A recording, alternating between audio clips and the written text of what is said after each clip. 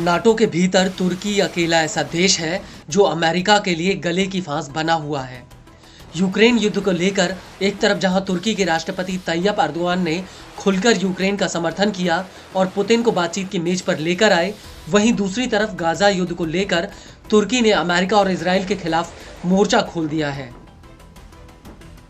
तुर्की लगातार इजराइल के खिलाफ इस्लामिक देशों से एकजुट होने की अपील कर रहा है। इसके अलावा कुछ ही महीनों पहले तुर्की में अमेरिकी नौसैनिकों के साथ हाथापाई का एक वीडियो भी सामने आया था। लेकिन अब ऐसा लग रहा है कि इजराइल और अमेरिका को लेकर तुर्की के भीतर उठा ये बवाल अभी शांत नहीं हुआ है और अब इसी कड़ी में इस्तांबुल के हैदर पासा बंदरगाह पर लोगों की भीड़ ने जमकर बवाल काटा।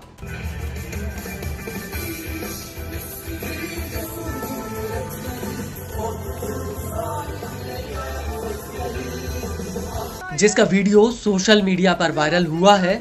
दरअसल इस बंदरगाह पर जर्मनी के झंडे वाला MV कैथरीन जहाज आकर रुका था। यह जहाज मिस्र के समुद्री तट से यहां पहुंचा था और इस जहाज ने मिस्र के बंदरगाह पर इजराइल के लिए हथियार उतारे थे। रिपोर्ट्स के मुताबिक 4 नवंबर 2024 की शाम को जैसे ही ये जहाज इस्तांबुल के बंदरगाह पहुंचा, वैसे ही सैकड़ों लोगों की भीड़ इस जहाज में घुस गई और जमकर बवाल काटा। इस दौरान लोगों ने जमकर इजराइल विरोधी नारेबाजी तक की।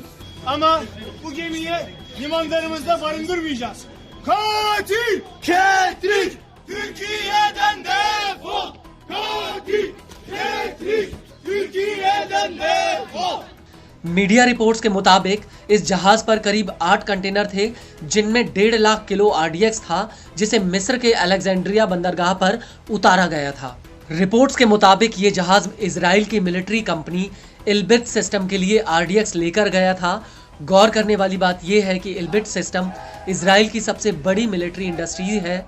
यह कंपनी विस्फोटक से हवाई बम, मोर्टार और रॉकेट जैसे हथियार बनाने का काम करती है और इजरायली सेना को इसी कंपनी से हथियारों की सबसे ज्यादा सप्लाई होती है।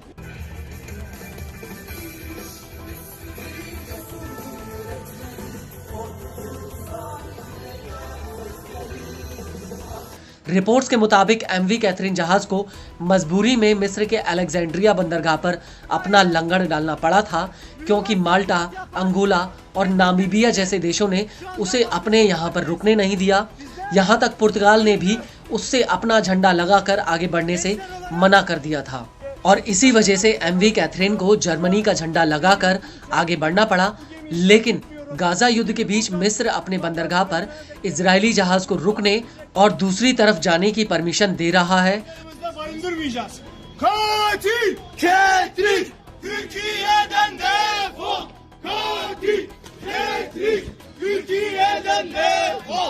वहीं तुर्की की बात की जाए तो ऐसा पहली बार नहीं है जब तुर्की में इजराइल की तरफ जा रहे जहाज को लेकर विरोध हुआ हो, बल्कि पिछले हफ्ते ही इस्तांबुल के अम्ब्राली बंदरगाह पर ऐसा ही बवाल हुआ था। उस वक्त इजराइल से जुड़ा एक जहाज यहां पर आया था और ये जहाज इजराइल के हाइफा बंदरगाह की तरफ जा रहा था। Gençler olarak Filistin'i savunuyoruz. Katil kent gemisini şu anda